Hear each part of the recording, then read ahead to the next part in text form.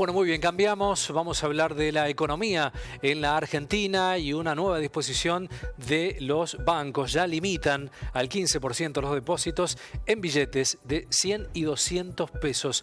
Entidades privadas reconocen que hay tantos que no tienen dónde guardarlos y algunas piden comisiones de hasta un 2% para recibirlos. De este y otros temas vamos a hablar con el economista Guillermo Pizarro. Guillermo, un gusto, un placer saludarte. Muy buenas tardes. Hola, muy buenas tardes, ¿cómo estás?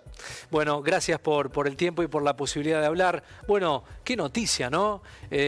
La tremenda cantidad de emisión de billetes de 100 y 200 pesos, ya no hay capacidad en los bancos. Sí, bueno, esto es algo que nos sorprende. Nosotros ya sabemos que es lo que se produce en los procesos inflacionarios. Tenemos una inflación muy elevada. No te olvides que 100 pesos, cuando salió ese billete, era un billete de $100, equivalía a $100, ¿no es cierto? Hoy tendríamos que tener un billete de ¿cuánto? De 22.000 pesos, hoy el dólar está en 2.20. Y el de mayor denominación que tenemos es de mil pesos. Obviamente que ya tendríamos que tener billetes más grandes para evitar tanto, no solamente tanto volumen, sino el costo de impresión de billetes chicos, que cada vez valen menos, ¿no? Pero bueno, por ahí a veces el gobierno entiende que hacer un billete más grande es como, no sé, convalidar la inflación, como si la misma no existiera y no estuviera convalidada, ¿no? Pero bueno, hay cuestiones por ahí que son poco entendibles, pero realmente generan estas complicaciones.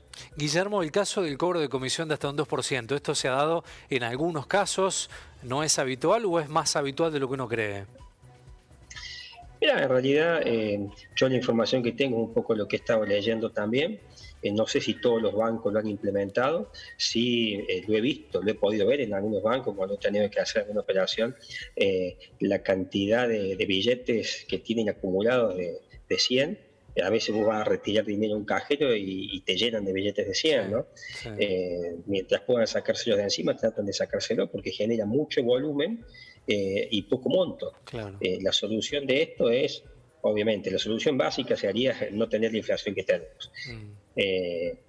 La inflación está y con la inflación que tenemos lo único que queda es ir cambiando la denominación de los billetes, una cuestión que ya le hemos vivido, ¿no? en otras circunstancias. Quien vivió la hiperinflación y se acuerda de lo que fue eso, sabemos cómo iba variando permanentemente el valor y cómo cada billete cada vez quedaba con menos valor, ¿no? Y había que ir cambiando por otros más grandes para poder mover esos billetes. Además, nosotros tenemos una costumbre que es mover mucho efectivo. Si nos manejamos más por canales electrónicos, pero se mueve mucho efectivo, entonces eso hace que tenga que trasladarse el dinero de un lado a otro, ¿no? Claro, leía también en la información que hay mucho stock físico que está fuera de las cajas de seguridad porque no hay lugar para guardar tremenda cantidad de billetes. Pensaba, Guillermo, en esta cuestión de en cuánto ha ayudado o no la etapa pandémica, porque se ha digitalizado bastante el servicio de bancos, pero bueno, no alcanza todavía, ¿no?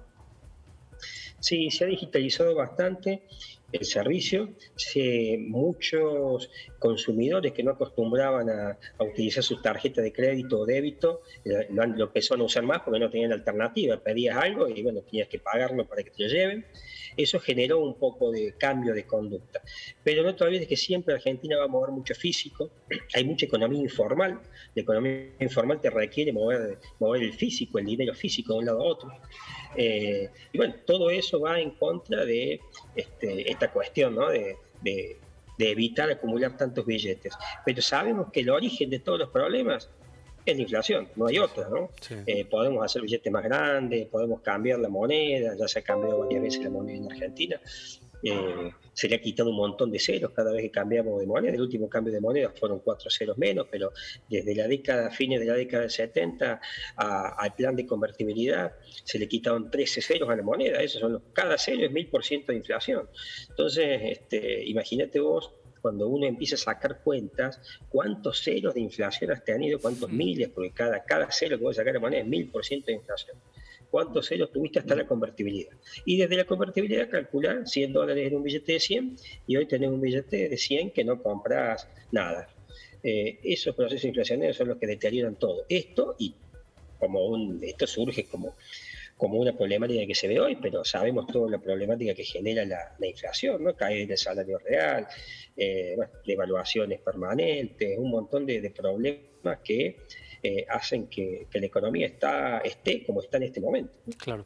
Y bueno, la fuerte devaluación que ha tenido el peso en la Argentina, en países de la región, en el mundo, cuando uno recorre otros lugares, comprobás en forma directa y fehaciente que realmente el peso argentino literalmente no vale absolutamente nada en los mercados exteriores. Pensaba en esto también, Guillermo, de también toda esta complicación logística que ha tenido el traslado de estos billetes, porque se traslada a las empresas que hacen logística. Toda una cadena de situaciones que el padre es la inflación, lógicamente, como vos lo decías. Totalmente de acuerdo. Nosotros nos estamos quedando sin moneda. Es decir, la moneda tiene tres funciones básicas, ¿no? Que es medio de cambio, depósito de valor y como unidad de medida. Como medio de cambio hay muchas operaciones que no te reciben pesos, que se hacen en dólares y te piden dólar billete. Como depósito de valor ya no sirve, porque vos te quedás con pesos y dentro de un mes esos pesos valen 3-4% menos. Y como unidad de medida, porque te pueden decir, bueno, esto vale 100 pesos, 200 pesos, 300 pesos, pero en general en Argentina en las últimas décadas ha tomado mucho impulso lo que es ahorrar en dólares, poner precios en dólares, porque es lo único que te mantiene un valor medianamente constante. Y además en Argentina tenemos inflación en dólares, ¿no? Cuando en el mundo el dólar ha caído, con esta como consecuencia de la pandemia y de la alta emisión en Estados Unidos, el dólar a nivel internacional ha caído contra otras monedas. En Argentina el dólar sigue, o los precios siguen subiendo en dólares todavía, ¿no? Es una cosa que, bueno, poco entendible para algunos que no conocen de la historia de la economía argentina. Guillermo, la apertura que hicimos hoy tiene que ver también con algunos de los títulos más importantes en el día, con el impacto del dólar blue. Te iba a preguntar, ¿cuál es la sensación real en la economía del dólar blue? ¿Cuánto fluctúa y cuánto importa? Porque tiene mucha prensa, digamos, el dólar blue respecto al aumento que está teniendo y los récords que tiene continuamente. Sí, hay que ver primero por qué se produce ese aumento en el dólar blue. Hoy se está produciendo porque hay demanda en el mercado y no hay muchos dólares en el mercado, ¿no? No están ingresando dólares y además hay mucho excedente monetario. No te olvides que el año pasado hubo una emisión monetaria de 2 billones, o sea, 2 millones de pesos, en una economía que ya en 2020 había tenido una emisión similar, cayendo un 10%.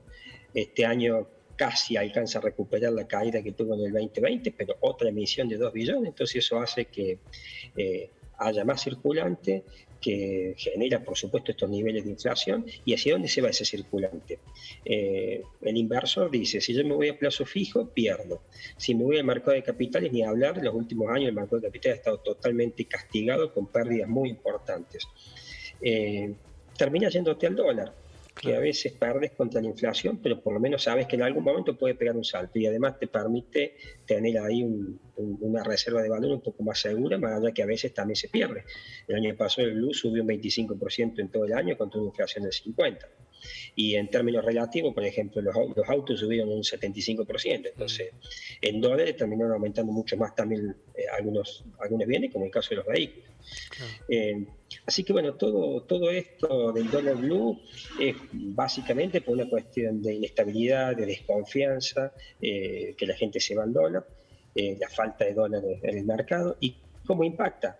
El importador compra los insumos, los bienes que trae a un precio de un dólar oficial de 105, un dólar mayorista. Pero muchas veces hay sectores que trasladan esos productos que traen al mercado no con el precio de compra, sino con el precio blue. Algunos pueden, otros no pueden, depende de la competencia que haya en el mercado, pero en la medida que no dejen de importar y en el mercado se genera escasez.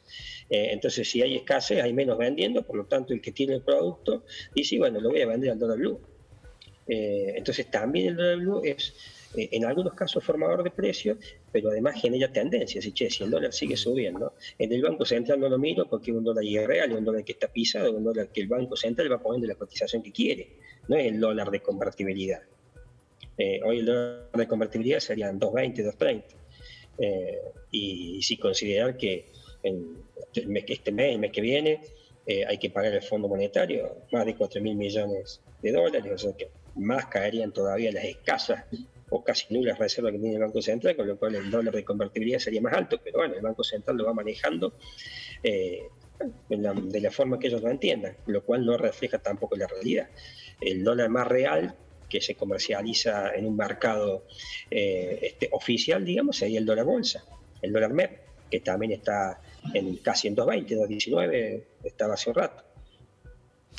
Me quedo con esto, Guillermo, ¿no? Sincerar la economía. Los diagnósticos ya están, los dos dígitos inflacionarios ya hace tiempo que lo tenemos en la Argentina. Hay que sincerar y mostrar de una vez por todas para empezar a erradicar algunos de estos conflictos y problemas económicos que acontecen en nuestro país. Como siempre, gracias por el tiempo y por la posibilidad de charlar un poquito de estos temas. No, gracias a ustedes por invitarme y por charlar un poco de economía, que siempre es lindo hablar de estos temas, aunque lamentablemente las noticias no son buenas, pero siempre es lindo hablar de economía. Gracias, Guillermo. Fuerte abrazo. Gracias, un abrazo. Saludos.